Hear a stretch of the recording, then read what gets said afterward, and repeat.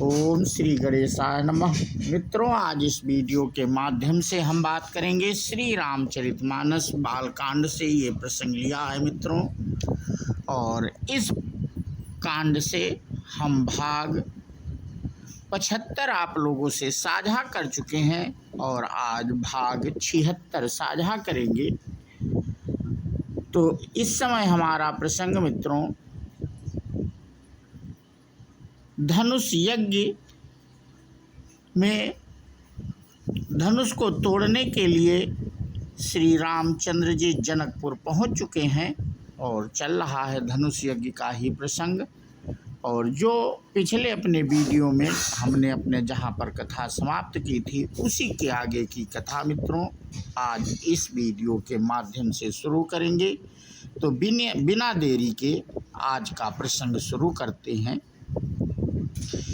एहि विधि उपजय लक्ष्य जब सुंदरता सुख मूल, तदपि सकोच समेत कभी कहीं सीय समतुल।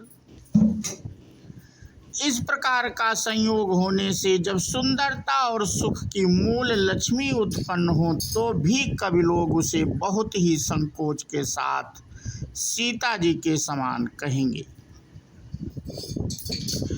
जिस सुंदरता के समुद्र को कामदेव मथेगा वह सुंदरता भी प्रकृति लौकिक सुंदरता ही होगी, क्योंकि कामदेव स्वयं भी त्रिगुणमयी प्रकृति का ही विकार हैं।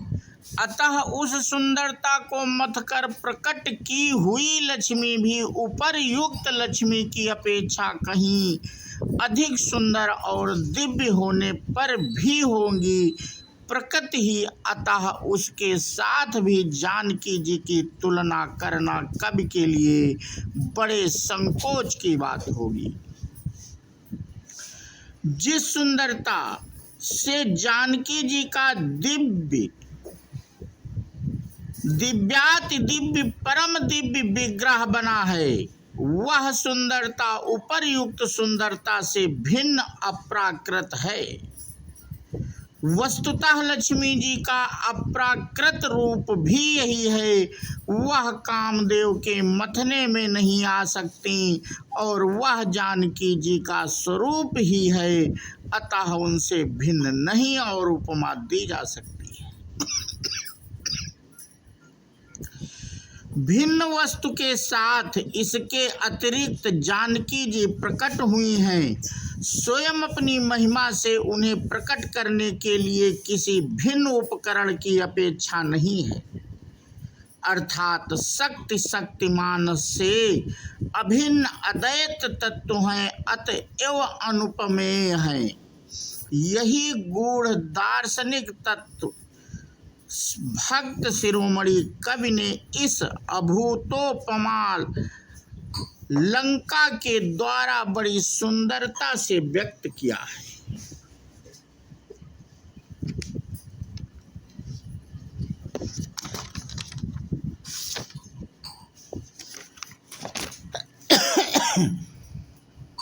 सयानी सखियां सीता जी को साथ लेकर मनोहर बाणी से गीत गाती हुई चली।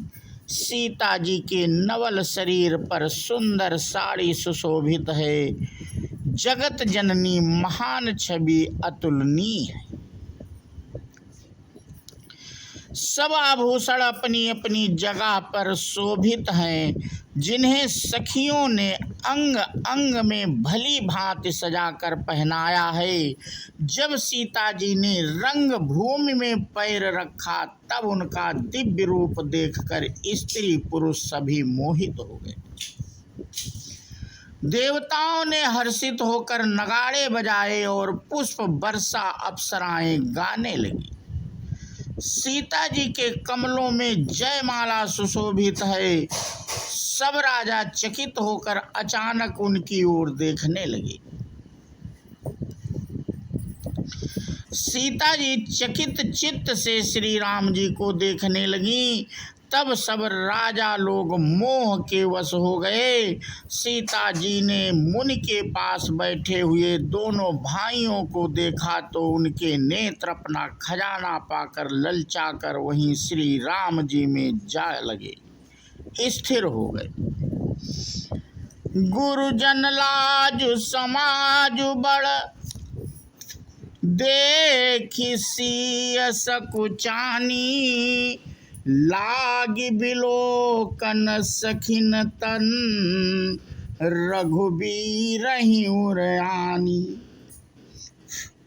परंतु गुरु जी की लज्जा से तथा बहुत बड़े समाज को देखकर सीता जी सकुचा गई।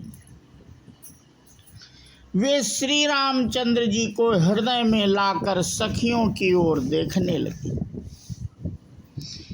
श्री रामचंद्र जी का रूप और सीता जी की छवि देखकर स्त्री पुरुषों ने पलक मारना छोड़ दिया। सब एक टक उन्हीं को देखने लगे। सभी अपने मन में सोचते हैं पर कहते न सकुचाते हैं। मन ही मन वे विधाता से विनय करते हैं, हे विधाता, जनक की मूढ़ता को शीघ्र हर लीजिए और हमारी ही ऐसी सुंदर बुद्धि उन्हें दीजिए कि जिससे बिना ही विचार किए राजा अपना प्रण छोड़कर सीता जी का विवाह राम जी से कर दे। संसार उन्हें भला कहेगा क्योंकि यह बात सब किसी को अच्छी लगती है।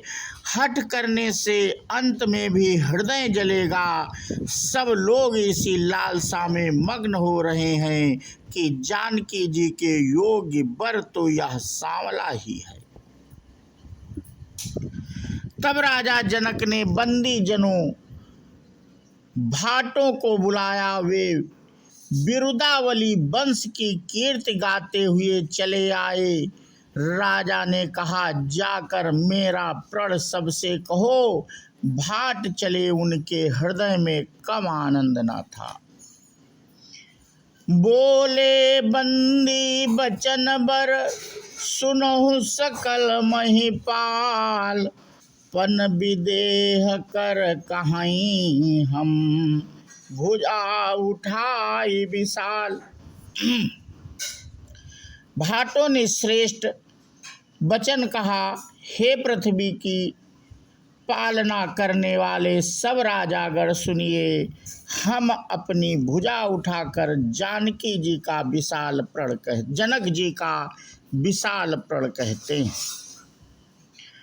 राजाओं की भुजाओं का बल चंद्रमा है, शिव जी का धनुष राहु है। वह भारी है, कठोर है, यह सबको विदित है। बड़े भारी योद्धा रावण और बाणासुर भी इस धनुष को देखकर गांव से चुपके से चलते बने। उसे उठाना तो दूर रहा, छूने तक की हिम्मत ना हुई।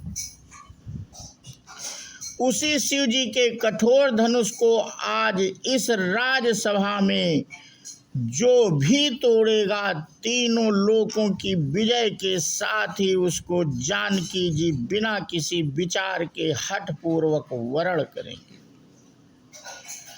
प्रण सुनकर सब राजा ललचा उठे। जो वीरता के अभिमानी थे वे मन में बहुत ही तमतमाए, कमर कसकर अकुला कर उठे और अपने इष्ट देव को सिर नवा कर चले।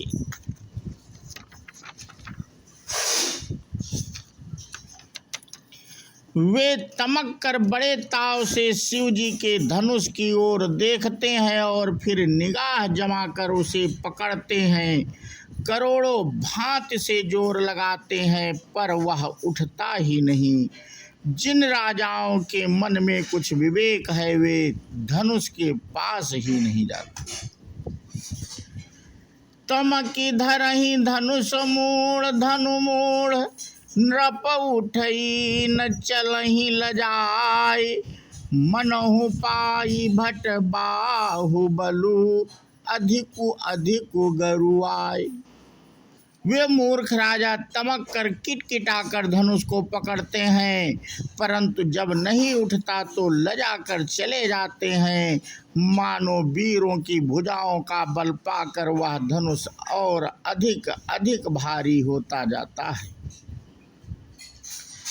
तब 10,000 राजा एक ही बार धनुष को उठाने लगे, तो भी वह उनके टाले नहीं टला। शिव जी का वह धनुष कैसे नहीं दिखता था, जैसे कामी पुरुष के वचनों से सती का मन कभी चलायमान नहीं होता। सब राजा उपहास के योग्य हो गए, जैसे वैराग्य बिना सन्यासी उपहास के योग्य हो जाता है। कीर्ति, विजय, बड़ी वीरता, इन सब को वे धनुष हाथों बरबस हार कर चले गए।